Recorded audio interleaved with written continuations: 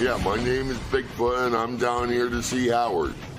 I tell him some stories. And you've got a lot. You've got some frustration. No, I got some frustration. I almost put somebody's neck off up there while I was up there this last time. Wow, you're like a firecracker this morning. Yeah, I am. I got a lot of frustration built up in me. So you might explode. Oh, I might. I'm handling it pretty good at this, I think. Okay, well, as much as I got on my mind, I think I handle it pretty good. All right, well, hopefully you have a good time in there today with Howard. Yeah, I'll try to. And hi to the audience. Bigfoot, come on in. Everybody loves Bigfoot. You know, if you'd like to book Bigfoot for an appearance, you can email Bigfoot at guidinglightmarketing@yahoo.com. guidinglightmarketing@yahoo.com. I think Will was indicating that Bigfoot smells a bit today. What, booze? I don't know. He was just waving his hand. Hey, Bigfoot. Yeah, well... Yeah. You addressed a lot of your problems in there today. Yeah, I did. Do you feel better now that you got to talk to Howard about them? Yeah, I did feel better. It gets off my chest. I talked to my mother, and she sounds like she's really impressed when I'm doing it. So it was like therapy almost. Yeah, it was like therapy. It is talking to the family, and talking to Howard and everything, and... Just getting it all out there. Yeah, getting it all out there and letting everybody know how I feel. Now, how long has it been since you talked with your mother? It's been about 3 or 4 months. So it was good to just get her on the air and get her on the phone. It was nice to get her on there. I was surprised. And now you can send her a teddy bear. Yeah. Cool, man. Well, what's next for Bigfoot? I don't know. It's hard knowing it is with me. It's from one thing to the next, you just never know what's going to come up next. Taking it one day at a time. Exactly. That's the only way you can take it. All right, Bigfoot. Thanks for stopping by, man. No problem. Good seeing you, bud. Yeah. Good seeing you. Hey now. Hey, everybody. What's happening? Big birthday yesterday. Very nice, yeah. Did you do anything special last night? No, we just, I went with my 2 of my kids to dinner. Oh, that's special. We went over to Ben's Deli, and they gave me a free dinner. Oh, that sounds like a good time. Little nosh. Check in, whole thing. Turkey wraps. It was nice, but that was it. Like, I got home, and I didn't get home till I don't know what time I even got home, 6:30, 7 o'clock at night. Right. After being up since 4 in the morning, I was, wasted. Hit that wall. Oh, I hit that wall. I was so tired, and then I came in, and it's about 50,000 email I had to go through. They just had a lot of stuff to go through.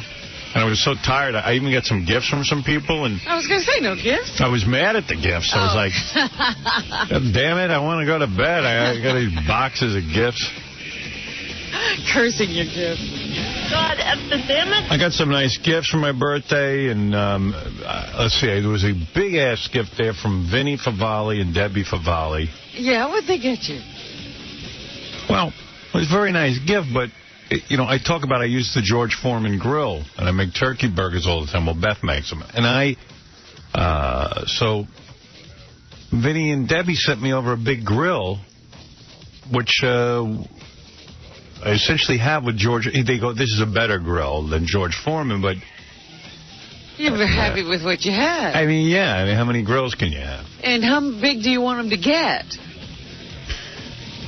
Exactly. I mean, you know what I'm saying. You're in an apartment. I'm in an apartment. I mean, I got a grill in every room now. You can grill anywhere. That sounds like fun. Great. That can be your bedroom grill. A grill in every room. I got a grill for every room. Howard, I'm using the den grill. And you can grill in different rooms. Yeah, I'm grilling in the bedroom. You're grilling in the den. Yeah, I come over and I'm making a cheeseburger. Then... You know, but I am very grateful. Because people write me email, you're so critical of your gifts, you're a dick. And I go, you're very difficult to buy for. I know. And I wasn't looking for any birthday gifts, trust me. 𝗛cie𝘄𝗿𝗿 gave me a restaurant thing I'll go to this week. Beacon's wonderful. I'm sitting here. Dan, the song parody man who started working for us, good guy. Really? And he's kind of like, what is he, a biker or something? He's into bikes. He fixes bikes and... Yeah, but he seems like he was in a gang or something. You know what I mean? Well, yeah. He looks the part. Yeah, he's a little rough around the edges.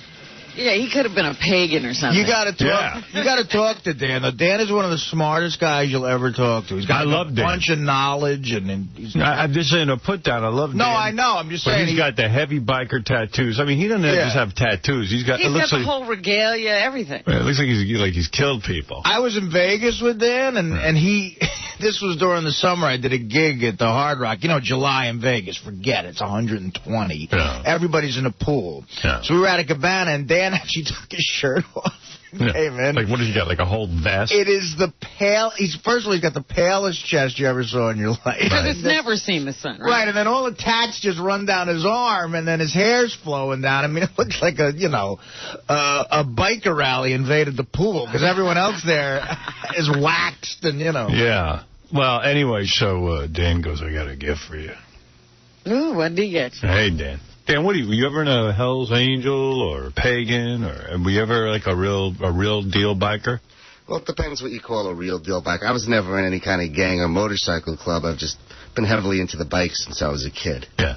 He looks the part. So anyway, he comes up to me and goes, I got a gift for you. I go, okay, what is this? Can I talk about this? Sure, absolutely. Anyway, yeah, okay. I don't even know if it's illegal. Sex or something? Well, no. Talk about it? So he gives me this box, and I open it up, little box. He goes, be careful with this, it's a knife. So I open it up. A knife? Yeah, it's like some kind of knife, like you could kill yourself with it. Like a hunter's knife? Like a hunter, like you press a button and jacks out at you, and it's like a switchblade kind of thing. Like you're in the jets. I'm like completely afraid of this knife. I took it home.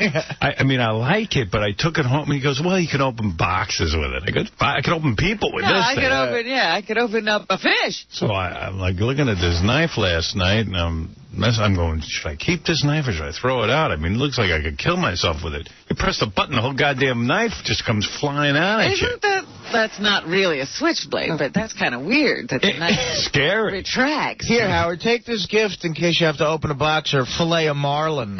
Well, you have to keep a firm grip on it, but I like the fact, working with tools and stuff like that a lot, I find if I need to cut something or open something up or whatever, I don't have both hands free.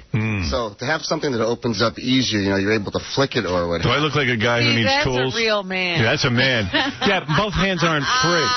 I figured, Yeah, when I'm working on my bikes, I don't have both hands free. Well, I figured, it's definitely something that you didn't have, and it doesn't take up too much room, so it wouldn't be, bulky. Yeah, and it even comes with its own, like if you want to strap the knife to your ankle. Oh, you got like one of those holsters? It's a holster, that ain't for opening boxes. It's for terrorists. Yeah, I mean, it's, you could take over a plane with this thing. Right, yeah. Well, it's, the terrorist had that. Right. Well, it's funny because... you think of it that way. I always think of those guys that hawk the knives on the late-night shopping channels, and the way they describe it in the redneck tone. It comes with its own belt, boot, and pocket holster. And this one, they have the collections, they call them like the biggins and that sort of thing. Well, I don't know. I got this knife now, but I decided I'm going to keep this knife. Are you going to wear your holster? I'm going to wear my holster. I'm going to walk around my apartment with it. So watch it. You're ready for action. Yeah, nobody better mess with me. I'm strapped. I have three different. I have my arm, both my legs strapped with different various weapons. Some nunchucks I carry with me. I say you shiv Regis in the elevator. Richard Christie bought me a bazooka. He wanted to outdo Dan. Here, Howard. Be a spy. Look what I have for you. This here's a bazooka. Damn it, Dan got him a knife. He liked it. What can I do? I got you a flamethrower. I got to get to know my guys. I mean, these new guys, I got to get to really understand what they're all about. They're wild. Knives. Well, welcome to the wonderful world of giving Howard gifts. But, No, I'm into it. Good. I thought you'd like it. And, I have a huge knife collection just 'cause I like the craftsmanship that goes into the knives. Really? And not the Sure you do. No, seriously. I have some really nice knives. And they all come with, like, something you can carry it on. But I've never really used one of those holsters. But the one that I gave you, after I got it, I was looking at it. And it was interesting because it can mount at either angle. So depending upon which way you like to, I guess, pull it out and stab somebody. Yeah, right. Believe me. It can mount either horizontally or vertically. You can have it on your belt, and you can have it come out this way or that way. You've raped before, right? Oh, no. No, never? Not. Okay. Yeah, but the people, even the people It's a trick question. That's all. who made that knife, no, nobody's using it for boxes. All right. Oh, yeah, come on. But it's definitely a high-quality knife. It's a precision. What's a thing like that cost? Can I ask you? Yeah, it's in the range of like $200. Wow. And it won't break on you in a fight. Right. No, it won't. Hopefully, if anything, it might break off in the person. Because I like to stick it in a guy's gut and then pull up, make sure he's dead. If you notice, it's serrated, but only towards the far end of the blade. So I guess if you want to saw somebody, you have to stick the blade in all the way, and then you can saw. Yeah, and the teeth that's what I was thinking. Go into action. Can it cut through a bra? Well, there's only one way to find out. You have it with you. That's why the serrated edge. But can I actually cut through a bone? Sure. I think good. You could. Good. Yeah, nice. Good. Nice to know. Yeah, when I fillet a human being, I want to know. You want to render the person Helpless, yeah. Right. And completely helpless. But it's good for home defense. I mean, a lot of people also, keep a handgun in their house just in case. I got many guns. I ain't going for a knife. Yeah, you want to do hand-to-hand combat with somebody coming into your house? It depends who it is. You got like a militia over there, Howard. Oh, yeah, I got my weapons. You're not going to walk around packing all the time, so you figure the knife is in your desk. You might want to just have something in your hand on your way to get your gun, because you never know how quickly the is going to get to you. Wow. And, like I said, I have a huge knife collection, and I figured with your guns, you say you do have a few guns, not just the fact that they're functional, but you kind of probably like to look at them and you appreciate the way that they're designed. I never look at them. Really? No. Yeah, who does he think you are, Jim Booey? I'm not nuts like you. See, I'm into guns like that. If I see a gun. Taxi driver, you're not like making things to have them slide out your arm. The less I have to do with them, the better. You don't practice in front of the mirror and talk to yourself. Yeah, he's working on his quick draw. No, I'm hoping that I never have to look at them. I've never done a lot with guns. I had full use of a range at one time and all the guns that they had there, and I seldom went down there. Right. But I just love knives. He's more of a knife man. I'm going to try and get into the whole knife thing. He's a real man. You've introduced me to it. Well, all right. Well, thank you. I could take responsibility for your first stabbing. I'll feel like I was there in spirit. Thank you, Dan. Thanks. Dan, the song parody man. I got some other birthday gifts. I didn't get a lot of birthday gifts. Then I came home and, women are so into birthdays, Oh, God. Beth was like, it's your birthday, happy birthday. And I go, listen, I'm okay with this. She goes, well, I wanted to make you a dinner. But she goes, so I gave it to her. I said, I didn't even get a card from you. She goes, no. Saturday, I'm celebrating your birthday. I don't feel that this was, first of all, you got home late. She wants a full celebration, not any partial celebration. And she got home from work almost the same as late as I did. Yeah. So I was thinking, on the way back, that maybe she'd be in lingerie and some heels for my birthday. Yeah, she'd have wrapped herself up and given you her as a present. Yeah. So I walk in, she goes, I got to go out. I go, where are you going? You just got home. I got to get Tampax. Oh, no. Or whatever that is. Coat tags, whatever the hell it is. Happy birthday. Yeah. I go, what? What are you, crazy? I'm crazy. I go, you're kidding me.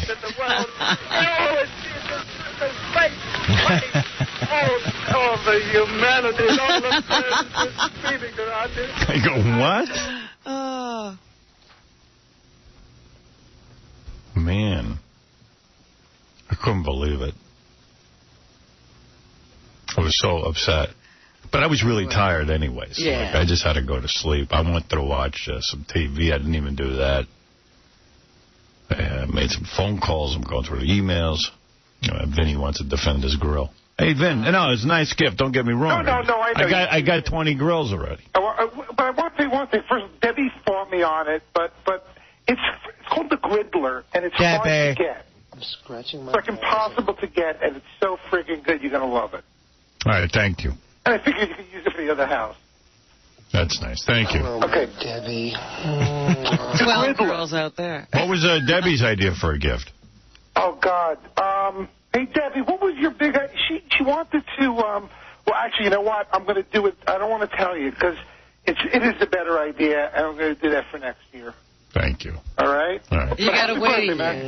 Thank you. I love you, Bambina. It's a good man. I don't want to get into, You got to wait a year for that really good gift. She said, I have a weird thing. When I talk about, like, gee, I'm enjoying the George Foreman grill, someone goes up and buys me another grill. No, but Howard, you didn't say that. You said you didn't like the Foreman grill. No, I didn't like the rotisserie. The grill is good. This is better than, the griddler is better than the Foreman grill, trust. Griddler. The griddler. Griddler. Howard, there was one in Manhattan. So what am I supposed to do? Am I supposed to throw out my George Foreman grill? I just bought it. Use it for the other house. You got another house. He's got a huge grill out there. Yeah, I don't need... Use it for Artie in the studio. Yeah, I'll take it. Put it back here. I think the griddler has single-handedly built Vinny's body. That round look of his. Yeah. You know, it makes him pretty cool. It's got a little cookbook that comes with it, which is kind of neat. All right, well, thank you, Vin. The griddler is a villain. And by the way, absolutely unnecessary. On Batman. Of course, but you know what? You want to, I wanted to do something. We wanted to do something, and thank you. Happy birthday. Thank you, man. All right, man. Thanks. Bye. See, I'm putting together something Saturday for you that's completely practical and simple, and I'm really. What is it? No, it's nothing. Because I'll steal it. No, it's nothing like extravagant I at don't all. want anything. But it's very simple. Robin got me the best gift for Christmas. Robin, I can attest that he loves that thing. Oh, yeah? I was over his place New Year's Eve, and my God, it's prominently displayed. Oh, that makes me feel good. I was a winner. Yeah. Thank you. It's cool looking. I wrote her a note. Yeah. I said, I'm opening up things I don't even have to open up. Right. It really well, is I hope cool. it doesn't get replaced by the knife now.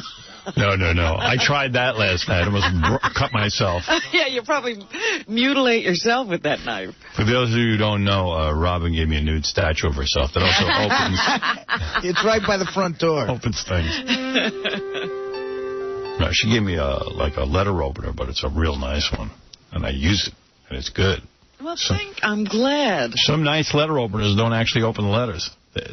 They're not good. I bought one. I bought an antique wood letter opener about 2 years ago. Can't use it. Doesn't open the letters. Oh, my. Why? Because it might break, too. No, not that it breaks. It gets caught on the letters and it can't... It was meant for other kinds of things. That was probably back in the days when people used seals and not glue to close letters. I don't know what it is, but they should be selling it to me.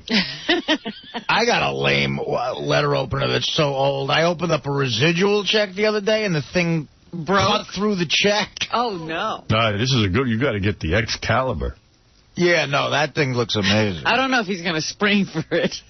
It's good. Yeah, I don't know. Maybe I'll just open the letters with my finger. It's the best thing ever, man. No, it really looks cool. Yeah. Especially where you have it. It looks really nice. Yeah. Oh, I can't wait to see it. It's the only thing on my desk. Well, that's what I thought it would look good there. Yeah, it looks real good. I had a picture in my mind. It's real cool. Big piece of crystal. Comes right out this friggin' letter opener. But who the hell, I don't know. Some guy wrote me an email and said, "You're so ungrateful." He goes, "You keep saying you don't want any gifts."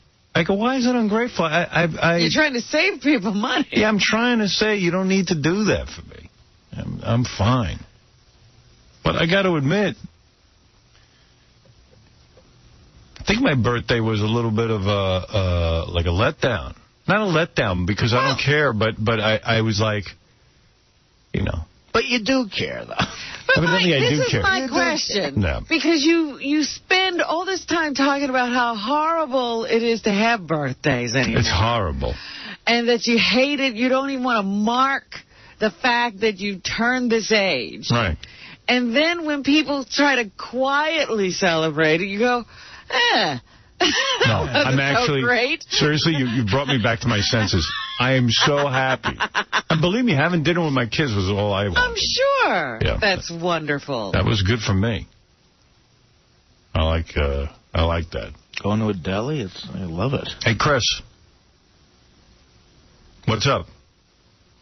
Hey, Howard. I just want to let you know that if your buddy that bought you that knife, if you push a button and it comes out the side or the front automatically, don't carry it anywhere out of your apartment because it's actually a federal offense in this country. Yeah, by the way, I ain't carrying this thing anyway. I'm not even sure I'm going to keep it in my apartment. It scares me. Yeah, it's a stupid, antiquated law, but they passed it back in the 50s. The only places where switchblades are legal is California, and that's if the blade is less than 2 inches long. I'm thinking of moving to California just for that reason. Just so you can have your... Yeah, just for that reason. Just so I can walk around with it strapped to my leg. Yeah, it's just a cool look. Or you can legally own it in this country if you're a cop, in the military, like an ambulance driver. Or a #1 morning radio show host. Yeah. Or a #1 morning radio show. That's right. Thank you. Yeah. There's the radio show host. Happy belated birthday, brother. Thank you, brother. Wow. Yeah, a knife that pops out at you. Yeah. That's good. Yeah, something told me it wasn't legal. Hey, Johnny Mo. Yo, good morning, Howard. Johnny Mo, big fan. Thanks. Yo, listen, I asked this question a few years back. How many drawers does Bethel have in your dresser at this point? 0. Oh, wow. That's cool. That's good. Where does she keep her clothes? On the other side of the apartment. Oh. Not in my dresser. The answer is she has her own dresser. Well, it's not literal. It's figurative, not literal. I mean, gosh. You mean... Semantics. Wait a minute. If it's not in his bedroom, you think it's okay? No. He's saying I'm being too literal. He goes, well, how many? Oh. No, she has quite a few. All right, and yeah. I mean, it's progressing is my point. I always try to make it so she's always naked so that she wouldn't need any clothes, but she doesn't want to do that. Yes, it has progressed. That's true. That's cool. I got another question. Do you have Whoopi when she's it's her time, or? Sorry again. Do you have Whoopi when it's her time of the month? Do I have Whoopi when it's her time of the month? Not on the first day of heavy flow. We usually wait like a day in or two. Like I'm one of these guys. I'm so horny, and she's hot to me, man. Even after 4.5 years, she's hot. Totally hot for me. You know what I'm saying? Like she turns me on. A time of the month ain't gonna slow me down. A lot of broads think that guys are turned off by that. Like I won't do everything. Don't say all guys. I mean, some guys have a thing about, that. Yeah, I mean, if I was doing Star Jones, that might be a turn. I would need everything perfect in order to, you know what I'm saying? But I say to her, let's go.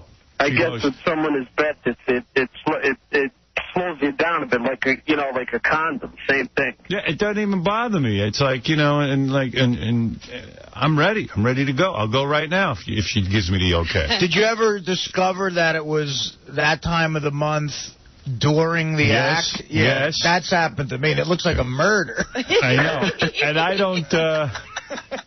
And I don't even care. I'm like, you know what? Great. I'd rather have sex. It's nature. I might stop for a second and go, maybe I shouldn't. Screw that. Let's go. Go, girl. We're here already. Yeah, you go, girl. See, but it happened. Hey, dude, I got another question real quick. When you come home so tired, do you need her in the bed with you to go to sleep? I mean, it's like a mental thing. Well, I like a woman in bed with me when I sleep. I am not one of these guys that... It depends, though. When I'm real tired, though, I don't care who's in the bed. I got to go to sleep. You go right out. And I'll tell you, it's got to be the right person, too, because it can get annoying otherwise. Some people, you're glad they leave the bed. I roll around a lot, and if someone seems annoyed by it, it makes me not sleep. See, that's the other home run. Beth, I don't know. Sometimes I think she's dead. I used to, when we first started going out, I would be like, checking to see if she was breathing. Really? So I thought maybe I rolled over on her in my sleep. Killed her? Yeah, she doesn't make any noise or anything. I was like, I could sleep with this girl. Because, really? Yeah, I swear to God, she doesn't make a noise.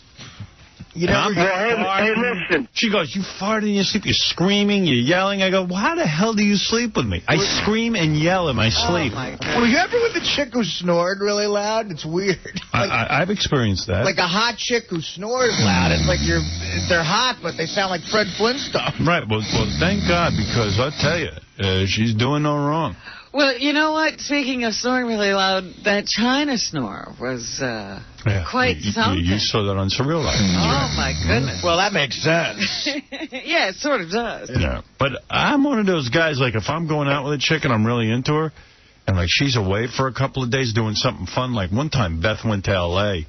She got a job doing one of these TV shows, a sitcom. And I'd be going to sleep, and she'd call me before, and I go, hey, or I have to call her. I have to track her down. I go, hey, what's happening? She'd go, oh, we're on the set, and I got to kiss this guy, and I went, and she goes, oh, we're out in L.A., we're going to go all out to dinner. I'll see you later, bye. She hung up, and I went, Jesus Christ. Leave you hanging. Leave me hanging. I couldn't sleep. I had to take 2 sleeping pills. I was like, God damn, dinners and kissing guys. Wait a minute. You had to take sleeping pills? Yeah, well, if I get charged up before bed, forget about it. I was like, uh-oh. There's no one hitting on her either out there. Yeah, right. Well, hey, listen, Howard, dude, thanks for being so candid. We love to hear it, man. I got to go. Thank you, my man. Later. Yeah, I could get attached. And then I'm laying in bed going, Jesus Christ, now I got to pleasure myself. And I pleasure myself, and I still can't sleep. And I go, well, that was a waste of time. Why did I do that? Why did I do that? I humiliated myself. Oh, man. You see, that happened to me, going back to the other thing, where we discovered it was that time of the month during the act at a hotel. So it was a real problem. Yeah, it was like covering it up. Yeah, you're planning it. You're right. You had to get rid of it. We had to get rid of everything. Right. Yeah, where'd you put them? Well, we threw out a bunch. I mean, it's like, what are you going to do? That rarely slows me down. I go, let's get a towel, lay it down on the sheets, and let's go. No, he's just saying they didn't know. Understood. Right. I'm just saying that doesn't slow me down. If even a woman says to me, she's the right chick, man. You just go for it. If you're horny enough and you're a guy. Does Mr. X do you when you're having a good time? It has happened, yeah. It has. See, he loves you. He's into you. He's doing that. Let me tell you, it's a little wild for a dude. It's freaky. It is. I mean, we've, actually had the same thing as Artie, where you don't know. And I'll tell you one story. There was somebody I was seeing before, after my marriage and before Beth. Yeah. And I dug this chick, and I'm doing my thing to her. You know what I'm saying? And all I know is I had a beard and a mustache. And we didn't know. Oh, man. Oh, my God. And I'll tell you the truth. That didn't bother you either? Nope. Wow. You're good. It was a little freaky. She was like, hey, I'm sorry. And I went, well, you know what? It happened. And it was dark. And I didn't know. I didn't know you had done that. You could get a badge in the Hells Angels. I could. I could get my red wings. Except for the fact that I can't beat up anyone. That's right. You can't get into the Hells Angels. But you could qualify for that badge. I'm sure they'd throw me right out. I wish I could name names of this story, but there's no way I could. But a pretty big movie star told me a story once where he was with a model, totally well-known, famous model, and this was in, the early 80s, and they were doing coke. And then they had sex. You can't tell us this guy's name? No. Why not? And then, but the same thing you just said sort of happened, but he thought it was from the coke. Oh. So, that's funny. Yeah, he was freaking out because he went to the emergency room. And there was nothing wrong. And he had to tell the people at the emergency room that he was doing coke all night. And the guy said, "You're perfectly fine." You were with a woman. Yeah. Right? It's not yours. Yeah, that's funny. You have to tell me off the air. I'll tell you off the air. Oh, that's all right. You'll know the model and the guy, right? That's great. That's a great story. All right, hey, I got to take a break. We got a ton of stuff to talk about and do. And former Playboy playmate Julie McCullough's coming in, and this chick who's in the movie Elektra. You know, the one who you didn't see the movie, but no, this chick's way hot. She's just a hot chick. What's her name? Who cares? Yeah, exactly. 𝗦𝗵cie𝗄. Oh, I don't know her. That sounds hot. You got to be hot with that name. Yeah, no, she's way hot. And, you know, Tom said, hey, you going to have her in because the movie company spend the money? And I said, yeah, that chick I'll have in. Hell yeah. I want to find out what his story is. If you have that name, you got to be a hot chick. It just fits it. Like 𝗦𝗵cie𝗄𝗿𝗱. He had to be a quarterback. We're going to take a break. We'll be back right after these words. Here's Gary Garver and Don Cornelius. Mr. Cornelius, can I ask you a couple questions, please? Hell no, thanks. You feel any safer with Bush in office? Huh? You feel any safer with Bush in office? I don't talk about politics, okay?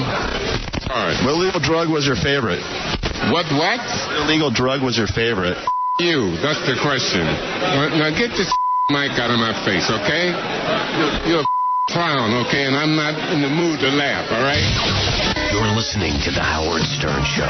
WBCN. Thank you. Thank you. Making all your dreams come true. I will never, ever forget you guys.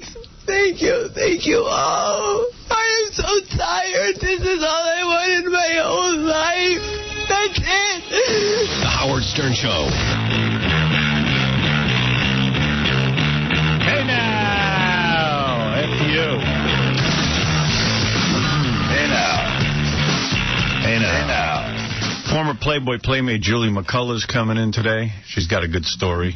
And 𝗦𝗵cie𝗄𝗿𝗱 of the film Electra. She's just a really hot chick. And she's a little bit wild. You know what I mean?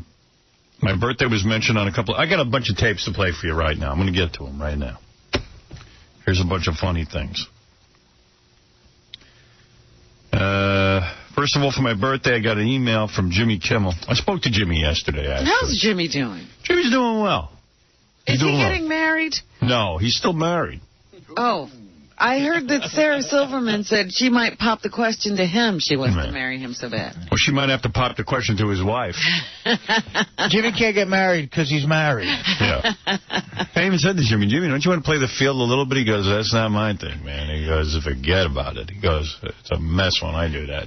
You shouldn't even talk. Yeah. All right, but I had a little play. Your field was like a little patch of grass. I think Jimmy overlapped on that Sarah Silverman thing. Uh-oh, don't say that. Well, look that way to me. That's trouble. I figure by the time Jimmy's divorced from his wife, he'll be done with Sarah. He can move on to the next girl. Yeah, I was talking to Jimmy. And he's a funny guy. I was talking to him for a while. He sent me a note, too. He goes, hey, Tom gave me a cake at the end of the show yesterday. It was very nice. Gave me a Fudgy the Whale from Carvel. It was really, actually, it smelled really good. I had a piece. It was awesome. Goes, Jimmy writes, did Tom Chiasano cut the cake into as many pieces as he cuts the show? I thought that was pretty good. That's a good line. Yeah, that's a good one. So I like that. Jimmy Kimmel checking in with a little humor. Yeah, Jimmy gets me riled up, though. Like he tries to get me crazy. He doesn't mean it. What does he say? He's like, the station you're on in L.A. here in the afternoon, or at night, they're auditioning people. Like they've got Norm Macdonald and Sam Simon, and the other day they had they did Chris Rock. The other day they had they're trying to get Chris Rock, and he sits and he goes, I know what they're doing. They're trying to audition people out there to take over your morning show, and they're even trying to get he starts naming all these whacked out people. Norm Macdonald and Sam Simon. Yeah, but all kinds of different people. And he goes, they're auditioning people to see who could take over your morning show. And I'm sitting there listening. I go, Jimmy, I know you're not going to believe this. I don't even care who takes over the morning show in a year. Yeah, somebody's got to do it. I said, I'm so revved up about what I got, what I'm going to be doing, and where I'm going. I'm such a believer. Of course the station should be trying to figure out what they're going to do. Of course. I said they're probably trying to get a marquee name, a big name, so that they can get some, energy going and saying, hey, well, I don't see Chris Rock doing it, but hey, maybe. I can't even imagine him auditioning. I can't imagine Chris Rock getting up this time in the morning. But why would he audition? He's Chris Rock. They're probably not telling these guys it's an audition. They're probably like, hey. This is, by the way, it isn't necessarily an audition. It's Jimmy, you know. Jimmy sang. I said, Jimmy, no offense, you should worry about who ABC is auditioning. You're In fact, slot. Jimmy, maybe you want to try out for this. Yeah, but Jimmy's a great guy. I do love him. Yeah, he's good. Jimmy sent me an email last week also telling some funny stories because, you know, Jimmy used to work for Fareed.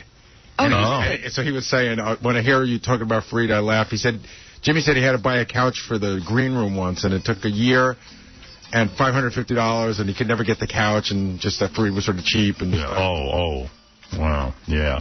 The guy who fired us in 3 markets. No, 4. 4, right. Yeah, oh, yeah, and doesn't want to pay me. Well, if he was cheap before he fired us, what is he going to be now? Well, hey. He's going through some divorce now. I mean, I want to watch them. I want to watch him kicking and screaming, give away half his money. You think Sherpas get prenup? My money! What are you doing? You can't have what I make. This is crazy. Don't do it. I wish I could fire you like Howard Stern. Stay off my side of the mountain. Half Fareed. No, not half. This can't be. Property? Community property. You won't get 1 rupee. You will not get a rupee. You will never, ever. I think Dominic is representing Fareed's wife. Well, Dominic's got his own problems. Yeah. Howard? Yeah. I actually heard it's worse than that. I actually heard Dominic's part of a larger team. Uh-oh. Oh, really?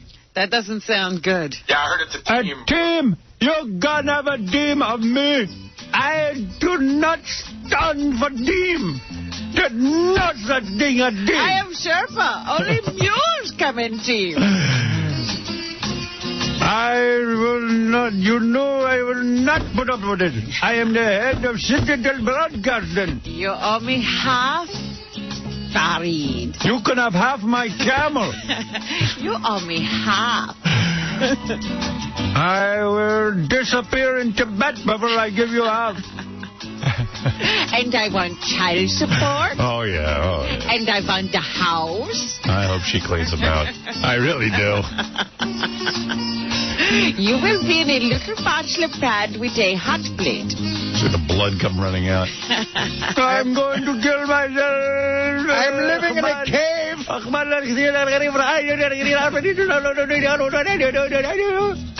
was one of the originals. I got that stock from Mel. She wants half.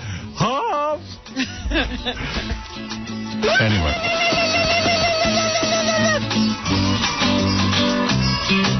I'm the cheapest man in all the world. How can you do this? I save everything. Hey, divorce is rough. I know. It is. Giving up half, man. Oof. Tough one. That's a tough bullet to bite. I can't imagine it. I couldn't either. Well, you can now. Yeah, still can't. Must not be that bad. It seems like everyone's getting one. Yeah, it's a panic. Yeah, well, anyway, where was I? I wanted to play a bunch of tapes. Oh, that's right. Your birthday mention. All right, real quick here. Here we go. A lot of tape to get to. This is Squawk Box from CNBC. We want to give a shout-out to future Sirius satellite radio star Howard Stern. Howard turns 51 today. Where do you think it is? Yeah, obviously, I can't be too graphic. Howard, we know, watches CNBC. Are you going where it is without getting graphic? How we know this, I don't know. Howard? Oh, does he? What? There's 2 things playing at once. No, they're playing the... Oh, they're talking over the show? Yeah, it's weird. Oh, my goodness. Yeah, I don't get talk. For some reason okay. Well, anyway, Howard's out there, so. Happy birthday, Howard. And even though we're sure Howard will be blowing the froth off a couple today, it seems the beer has an image crisis. Huh. Yeah, I know, it's weird to hear, but that's CNBC. Interesting segue, too. Yeah. Yeah, very nice. I don't drink beer. Yeah, you'll be blowing the froth off a couple. I only wish I were doing that. I only wish I was doing that. Entertainment Tonight. Today's DT birthdays are brought to you by Crest. Howard Stern is 51. Oh. They got to shout that out. Yeah, they don't have to do that. I don't think they announce everyone's age. Sometimes like with women, they just go, Joan Collins' birthday is today. No, they tell everybody. Do they? They give everybody that treat. Shut up! I'm like, hey. Shut up! Howard Stern joins ARP. Yeah. Howard Stern's ancient. Shut up! Let's see. CNBC Morning Call. Okay, now everyone sing together. Happy birthday, Howard Stern. Yep, radio self-styled king of all media is 51 today. Oh! Really, he's 51. It must be all that healthy living. Stern will be moving himself and his often off-color radio show to Sirius satellite radio just before he turns 52 in 2006. And there he can look forward to freedom from the FCC's indecency fines, and he's talking about it all the time on the show. See, now, I'm not talking about it all the time on my show. This is what Fareed said. This is what Fareed said. He talk about it all the time. I don't have to pay him now. And it's like, I'm not talking about it all the time. But people, that's how the news goes. And speaking of the news, I was going to talk about this later, but I want to say something here. CBS News fired 4 people because of erroneous reporting about President Bush's, whether or not he National Guard record. We all know, that President Bush, whether you love him or hate him, there's something fishy going on during his time in the National Guard. And granted, mistakes were made. But I really do think, and I'm sorry, to disagree with Les Moonves, who is the president of this company. I don't even know what his title is, CEO or something. Czar. Czar of, he shares co-running this company with Tom Freston. He's Czar Moonves. But Les Moonves, fired 4 people over this mistake. And I think it was a real betrayal to those people in this company. I think they made a mistake. I think they're probably good reporters. I think they thought they had something. I think they were duped. I think they were set up, yeah. I do. And I think that firing them, it wasn't like they intentionally did something. If they had said, hey, let's slip something into the news that we know isn't true, out the door. If they had a history, these reporters, of doing things in a sloppy manner, fine. But as far as I know, and I could be wrong, I think that these 4 reporters were actually pretty good people and probably will be grabbed up by other news organizations. As Dan Rather said, he trusted them. Right. So, okay. And so everybody else at CBS trusted them, too. They screwed up. They thought they had the story. They didn't have the story. And I don't know how, I don't even know how off the story really is. Well, yeah, everybody keeps saying, well, probably the story's true. They just didn't have the right documentation. Right, exactly. And everyone knows Bush had we know how he got into the National Guard. You couldn't get in unless you were a guy of privilege. And we know that a lot of times no one was really clear on where he was during his National Guard service. And by his own admission, he wasn't the greatest, he didn't have the greatest work ethic for most of his first 40 years. I feel that CBS, and I don't think Mel would have done this, I think CBS bowed to the religious right in Fox Broadcasting. Fox kept pounding away at this story, The religious right wouldn't let up. And again, just like with the FCC, they bow to this pressure, and it's going to come back to bite them in the ass. They should have stood by their people. They should have been loyal. But this is also, I was thinking about this the other day, and we're certainly in the same position. Yep. Corporations always sacrifice the worker. People. Yeah. They get all the money. These people don't make tons of money. No. So here's my point. And I'm not going to bash Les because, Les and I have had some words recently where we got on track with each other. And over Julie Chen. Over Julie Chen. Somehow we bonded over his girlfriend. Or now wife. It's a good way to bond. I saw her shopping with him, and I said, man, this guy can't be a bad guy.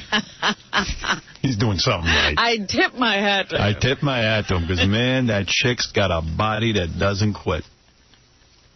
I got to tell you.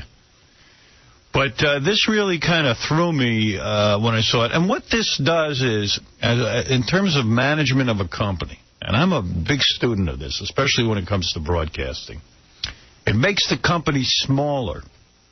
It doesn't expand the company. It decreases the power. Now, Les is trying to get the job from Tom Freston, and Tom Freston's trying to get the job from Les. We got a weird situation. You got two guys at the top of this company trying to take over when Sumner Redstone dies. And that's what this is about. Don't kid yourself. The guy's in his 80s, and someone's got to be his successor. In fact, I predict that the stock for Viacom will go up as soon as a successor is named, because the stock market doesn't like all of this sort of not preparedness. We're not prepared for the future. Who's going to run the company? Who's the guy in charge? This uncertainty. There's uncertainty. Thank you. Think of the word. Preparedness. So, is that a word? I don't know. Unpreparedness can't be a word. It doesn't sound right to me. That's no word I ever heard. But also, what happened here, it makes reporters scared to tackle controversial issues. Yes, every reporter has to check and double-check and triple-check, but mistakes are made, and how you react to those mistakes is interesting. I would not have bowed to Fox News and the religious right if I was CBS News. Never would have done it. Well, now, we were talking about something here yesterday, and the subject of suspension was brought up, as opposed to firing. So, there were many ways they could have dealt with this. This was an outrage. This was bowing to pressure, and they shouldn't have done it. And ruining people's lives. I mean, at this point, those people, I'm sure, are pretty much devastated. Yeah. Now, so you got two guys at the top, Les and Tom Freston. They're trying to take over Viacom. They want to run it. And Les is good. He's a good programmer. I ain't going to bash Les. But Tom had to move this week anyway, man. He went out and hired Brad Gray as the head of Paramount Pictures. Baby with a hot young chick. And by the way, he played it all wrong, man. Young, wet bitches. Hey, it's the truth. You're having a baby, so let him write about it. Who cares? I don't know why he's getting all upset. He didn't write anything that wasn't true. All they need is a masculine name for that makeup. A woman is proposing Marry Your Baby Daddy Day because the incidence of out-of-wedlock children in the black community has gotten so out of hand. And it's created such instability that some people believe that the black family is in crisis. So they are urging people, I guess there's going to be a particular day, they'll urge you to grab your baby daddy and go marry him. Baby daddy. That's bad news for baby daddies. Yeah, they're going to have to hide on that day. They should call it Sports Creme. Not even sports cream. Sports creme. Creme will get men to put on makeup? Jail goo. Jail goo's not good.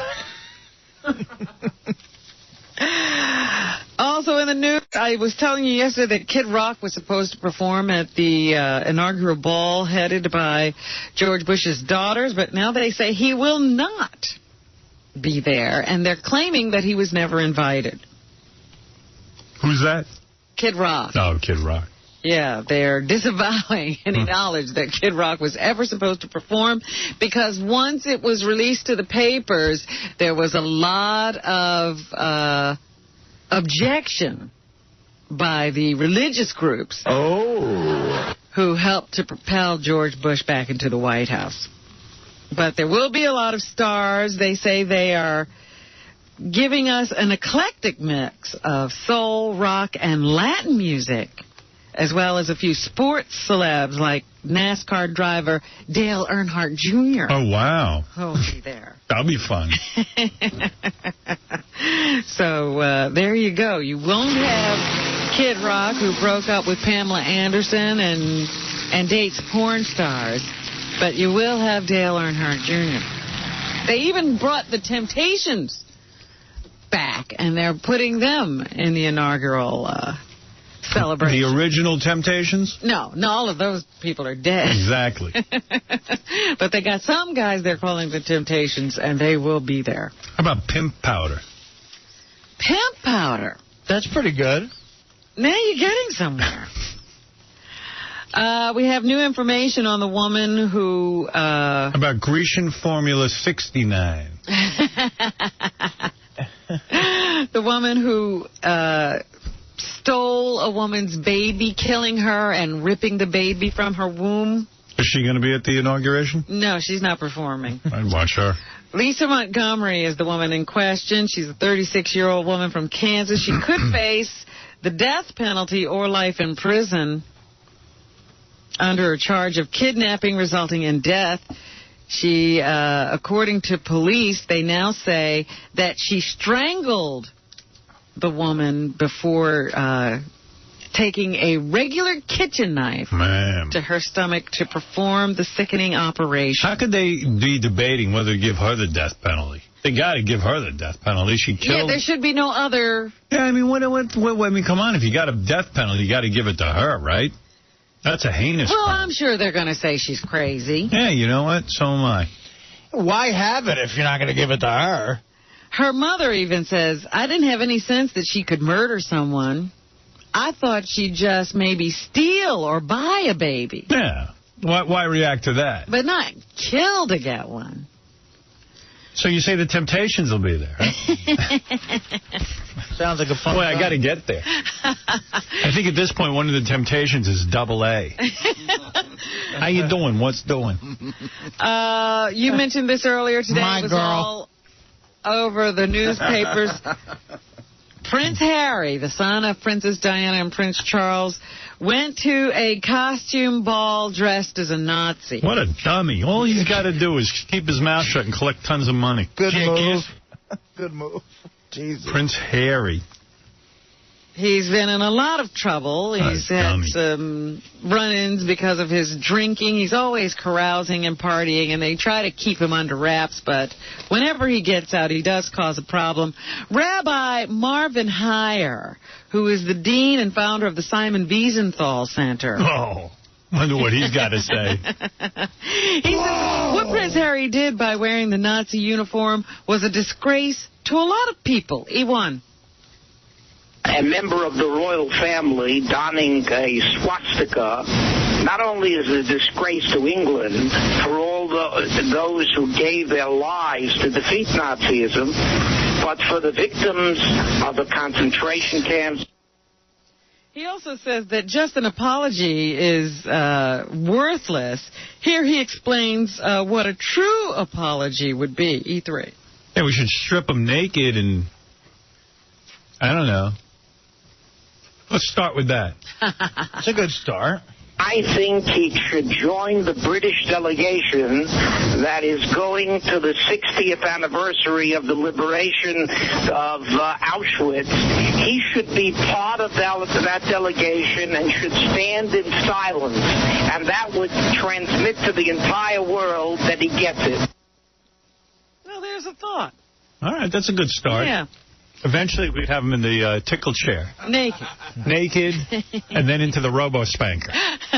We'd have the kid's an idiot. Gay Ramon come in and discipline him. Don't be too offended by him. He's a moron. Well, I mean, the yeah. kid's just a big, you know. He knows he doesn't ever have to do anything in life to get anywhere. He's already there. Lady Di didn't have a lot of brain power. Neither does his kid. Seems he inherited all of hers. Yeah. I mean, all he's got to do is sit there and be Prince of England to do nothing and get all that money. That's the problem when you got everything in life. You don't know how good you got it. I just read that Prince Charles gave Camilla Parker Bowles $20 million. Wow. Just so she'll never have to want for anything, because he knows they'll never take care of her in the royal family if something should happen to him. Wow. So he just gave her that money. And they said that comes out of some estate he owns. He owns several. That makes, like $600 million a year. Oh. For doing nothing. Yeah. I mean, just incredibly rich. And he's not even the king. So all you have to do is sit there. Man, these kids. Someone said to me, all you got to do is shut up, and you'll get laid, you get to eat, and you get to have all the money in the world. Oh, I know what I'll do. I'll go put on a swastika. Right. I'll go out in public. Yeah. At a party with 250 people in a swastika. I'll go as Rex Marshal Gehring. Anything else in the news, Robin? Yeah, the California mudslides. Governor Arnold Schwarzenegger viewed the devastation in 𝗦𝗵cie𝗄 yesterday. And he says he'll do everything he can to make the town safe again. D1. I would say that I'm going to help them so they can come back. I'm going to kick the mud's ass. Back here. And that we do everything we can to make it a safe area. And because I totally understand, there's no one that wants to be chased out of their neighborhood and out of their town and out of the village. That's a good one. The village. Well, maybe they should leave. Here's what he would say to the people who still want to live there. I totally understand. There's no one that wants to be chased out of their neighborhood and out of their town and out of the village. I totally understand that. So we just have to figure out a way of how to protect them also at the same time, and they can stay here. So he says, put your houses right back here. Wow. I don't know about that, man. After my family would be in a mudslide, I don't know that I'd want to be around that. Here's a female, a woman who lives out in California. This woman says a retention wall was built after the 1995 mudslides, but she said it was never reinforced. So already they're blaming somebody. D3. We asked to have the hill terraced. We were told it was too expensive. It couldn't be done.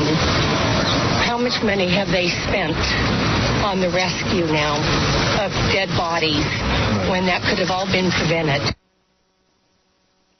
So they're making a case. All right. Meanwhile, everybody says, hey, it's going to be 60 degrees today here in New York. They've got 6 days of rain in California. There's flooding in Ohio. Global warming. What is going on with this extreme weather? Well, here's Patrick Michaels, a climatologist from the state of Virginia. He says weather patterns haven't changed, and there's not more of it. Weather is entertainment, and there's an awful lot of it. You know, the United States, for a developed country, probably has the most violent weather of any nation in the world. Well, how the hell would we, just because we're developed, what do you mean we have the most violent weather? What is he talking about? We just have mercurial weather. It's all over the place. How can we control that? Weather patterns haven't changed, so don't sit there thinking it's global warming or some strange thing is going on. A lot of weather conspiracists are out there saying now that the government is behind all this. What's up, Terry? Hey now. Hey now. Happy day after your birthday. Thank you, bro. Listen, don't be too surprised that this guy was wearing Nazi outfits. If you remember, during the war, half his family was all Nazi sympathizers. That's absolutely true, and that's what's so dumb with this. They're trying to put that behind them. During World War II, you had a lot of royalty that were Nazi sympathizers. They are German. Yeah, they're German. Yeah, that's right. They originally come from Germany, that family. Yeah, I don't understand how they're the prince and all that if they're German. There was one royal family that was responsible for the heads of about 7 European countries, including Russia. That same family. Hey, big guy, any gifts floating around for someone out of work since 9/11? All right, 500 cash. Holy Christ, thank you, Howard. Courtesy of the new movie Elektra, starring Jennifer Garner as the hottest comic book hero ever in theaters everywhere. Oh, my God, I can't believe it, man. Thank you so much, man. Opens tomorrow. Hold on. Holy Christ, thank you. All right. Guy's out of work. Very surprised. Yeah. But the British royal family actually changed its name to the House of Windsor in World War I because they got... Whoa! How would they let the Germans get in there? I don't know how they actually did it, but that German family was running several different countries all at the same time. They were the royalty of everything. Boy, I wish my family had done something good. Michael Jackson, his accuser, we're finding out more and more of what the boy has been telling prosecutors about Michael Jackson's dalliances with him, if you will. Dalliances. He described the alleged sexual encounters in graphic detail, including how Jackson would squinch his eyes as he groped the boy. Oh, my eyes are closed. This will all be revealed on Primetime Live's show coming up, I guess, tonight. Wow. They say that, he told the boy, Michael told the boy that masturbation was, something he needed to learn to do, and Michael wanted to teach him. And so then he started to perform on him, and the boy looked at him, and he had his eyes squinched really tight while he was doing it. Doing it to himself or to the little boy? He was doing it to the boy, and the boy thought he also had another hand. He's got two hands. Yeah, doing something else with himself. Right. He also says... I got a hand to the guy. It's wrong, but he's ambidextrous. I couldn't do that. Right. Use my own hand and my hand on someone else? You couldn't do that? Nope. The boy told grand jurors that Jackson encouraged him to drink alcohol, even though he told Jackson, because he had lost one kidney to cancer, that it wouldn't be good for him to drink. Jackson wanted him to drink anyway. Drink anyway. You need to loosen up. And they also say that Michael danced around in the nude, fully aroused. Oh, man.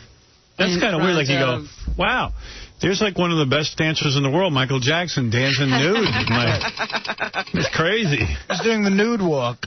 While his younger brother was watching a horror film at the ranch, according to although the transcripts. Fred can testify, I could use my left foot on you, my right hand on myself. Michael said all of this was natural. It was just normal. This is normal. Hi, Mommy. This is natural. Yeah. What's abnormal about that? It's natural. Please spit in my face.